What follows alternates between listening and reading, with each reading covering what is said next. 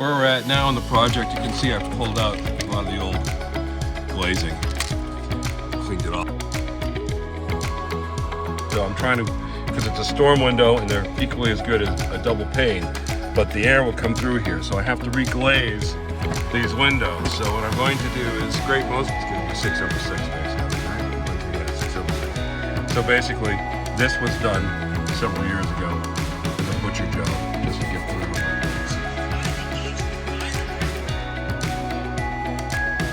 So what I'm doing is I'm making grills for the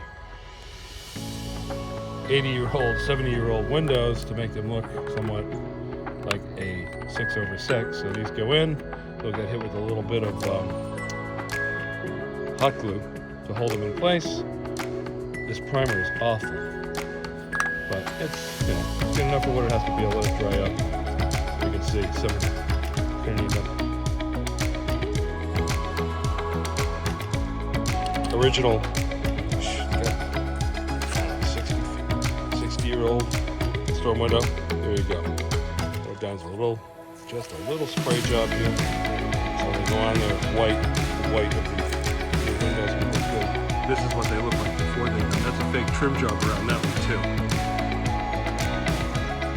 Compared to what it used to be. Because what you've done is you've taken care of the vibration on the windows with the glazing. Well, there you have it with grills into window. A little bit of a difference. Yeah.